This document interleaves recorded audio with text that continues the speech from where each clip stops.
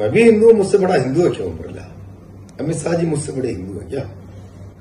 आपका स्पीकर 2014 में जब एमपी बना तो पार्लियामेंट से जिस गाड़ी का पास लोकसभा का जारी हुआ वो दाऊद इब्राहिम के पार्टनर जेएम जोशी गाड़ी थी परम की। अमित शाह जी नैतिकता को खूंटी पर टांग कर आप चले गए मेरे सवालों का जवाब दिए बगैर। आश्वस्त रहता। आप बताइए, आप मेरे साथ 8 विधानसभाओं में भ्रमण किया आपने मेरे साथ, आप कितना आश्वस्त है मैं पूछ रहा हूं आपसे। कोटा बुद्धि लोकसभा चुनाव का घमासान का जो प्रचार है वो अब समाप्त हो चुका है। मेरे साथ प्रहलाद गुंजल हैं, कांग्रेस के प्रत्याशी हैं। क्षेत्र की जनता के लिए क्या संदेश देना चाहते हैं, ये आपको? डेमोक्रेटिक तरीके से चुनाव लड़ रहे थे। भयभीत बिरला जी और भाजपा सरकार ने जो परिस्थितियां पैदा की है उससे ऐसा लगता है कि इन लोगों का लोकतंत्र में विश्वास नहीं है। ये लोकतंत्र के मुंह पे छिक्का लगाना चाहते हैं। दुनिया के सबसे बड़े प्रजातंत्र का इलेक्शन हो और जिस मतदाता के भरोसे पर लोकतंत्र टिका हो, चुनाव में वोट के रूप में भरोसा देता है और उसको ही पुलिस और तोपतमंचों के बूते क्रश करने का प्रयास करे, हजारों लोगों को छापे मारकर डराकर। मैं समझता हूं लोकतंत्र को बचाने के लिए बिरला जी और इस कंपनी को उखाड़ के फेंकना, ये मेरा संदेश है जनता को। कल आपने धरना भी दिया था, तो कोई रीजन रहे हो कुछ सार्थक? धरना दिया ना, मैं हर सभा में भाषण नहीं करता था कि आईजी के कैमरे घूम रहे हैं और छांटा जा रहा है कौन कौन जोश से बोल रहा है, नारे लगा रहा है। चिन्हित करके 1000 लोगों के एक ही रात में छापे मारे गए।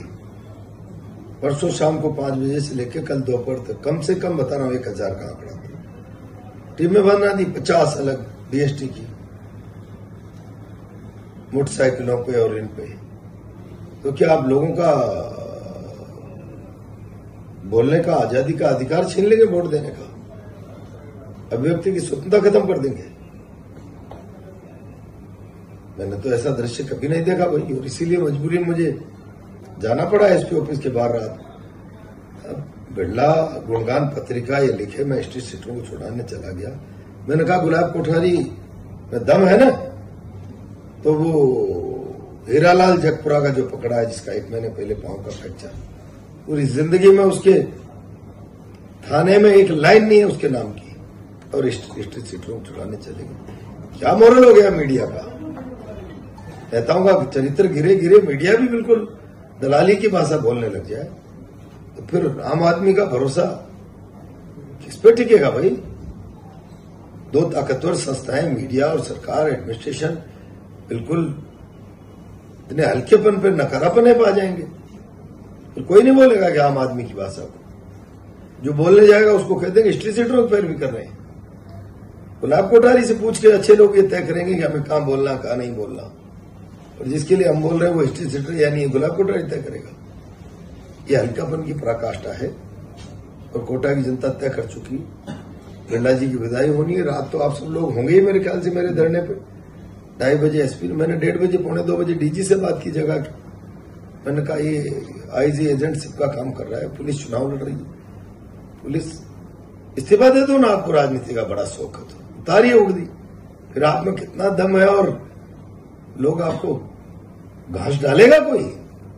उर्दी का रूप दिखा के लोगों को भय पैदा कर रहे हो तुम लोग। डीजी ने इसको गंभीरता से लिया। फिर 2:30 बजे एसपी मैम धरने पर आ गई थी।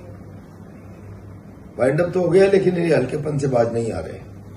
मुझे लगता है कि मुझे इस आईजी के खिलाफ आर पार की जंग लड़नी ही होगी 4 जून के बाद। अच्छा, आपको नहीं लगता है चुनाव जो स्थानीय मुद्दे या और मुद्दों पे चल रहा था वो हिंदू बनाम मुस्लिम होता जा रहा है? नहीं, कोई हिंदू बनाम मुस्लिम नहीं है भाई। ये तो वोटों के लिए जो सांप्रदायिक सौहार्द को दांव पर लगा दे, और खासतौर से भाई आप मीडिया के लोग हो, और मैं तो कहता हूं कि जो मैं भी हिंदू हूं, मुझसे बड़ा हिंदू है क्यों बिरला? अमित शाह जी मुझसे बड़े हिंदू है क्या? कमाल हो गया। चर्चा करेंगे क्या मुझसे? हिंदू की परिभाषा बता देंगे 1-2 नाम मुझे? कमाल हो गया। केवल हिंदू को सेलिंग परचेजिंग करते हैं वोटों के लिए।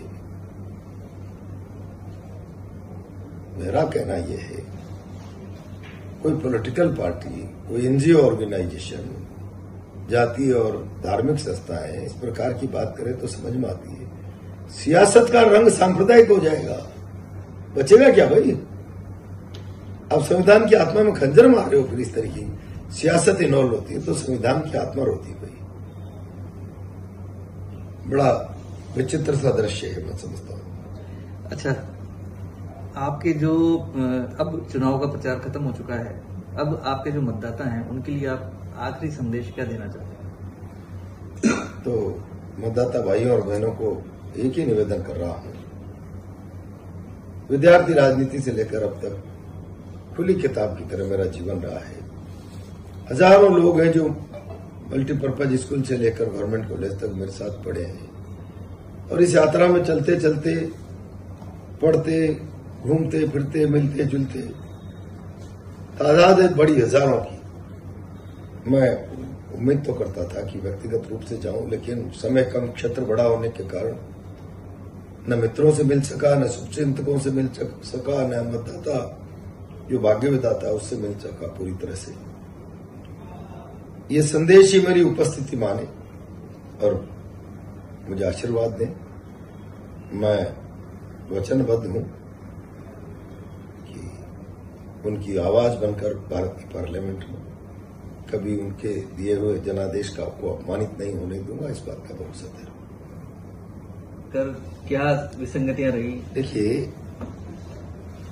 मेरा तो संदेश साफ है। मेरा जीवन खुली किताब है, लोगों के लिए जीता हूं, मरता हूं। लोग भरोसा भी कर रहे हैं और प्यार भी मिल रहा है। लेकिन बीजेपी की कलई खुल गई। अमित शाह जी यहां सांप्रदायिक भाषण करने की चेष्टा करते हैं। मैंने उनसे सवाल पूछ लिया, जरा आप कोई आपके खिलाफ बोल जाए उसको सांप्रदायिक और देशद्रोही और पता नहीं नाना प्रकार की संज्ञाएं देने लग जाते हो यार। जिन सिख कम्युनिटी का जन्म ही देश धर्म की रक्षा के लिए हुआ हो, कई बार आप उसको ही दाग धब्बे लगाने की चेष्टा कर लेते हो, तो क्या बोलेंगे? मैंने कहा इस पर भी जवाब दे जाओ यार।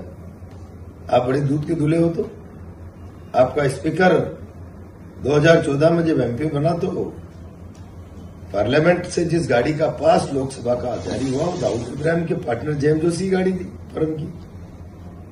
जेएम जोशी को सीबीआई ने जेल भेजा है। बिरला जी के उन संबंधों का दुबई वगैरह जो भी कितनी बार गए हैं और गाड़ी को कब से इस्तेमाल कर रहे हैं दाऊद की पार्टनर की गाड़ी का, जरा सीबीआई से जांच कराएंगे अमित शाह जी। दुनिया का ताकत से सत्ताकी से मुंह बंद करने वाले अमित शाह जी की जुबान पे ताला लग गया।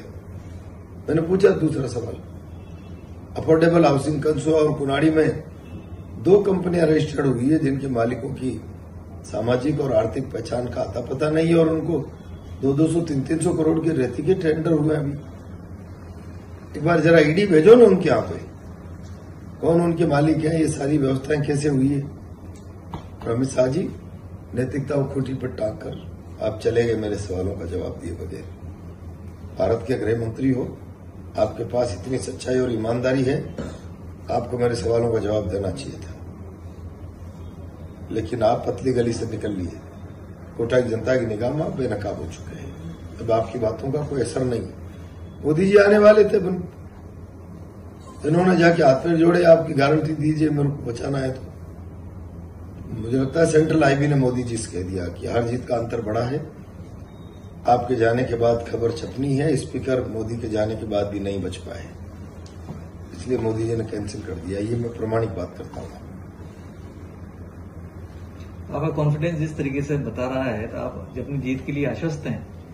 मैं आपसे पूछ रहा हूं कि आप आश्वस्त हैं कि नहीं। छोड़िए, वो तो हर चुनाव लड़ने वाला आश्वस्त रहता है। जो तीसरे चौथे नंबर पे जाने वाला है ना, वो भी आश्वस्त रहता। आप बताइए, आप मेरे साथ 8 विधानसभाओं में भ्रमण किया आपने मेरे साथ, आप कितना आश्वस्त हैं? मैं पूछ रहा हूं आपसे। हम तो जितना आश्वस्त है बता ही रहे हैं मीडिया के माध्यम से पूरा। खत्म बात। और नहीं तो फिर बिरला जी का चेहरा दिखा दो लोगों को। उनका चेहरा भी तो परिणामों का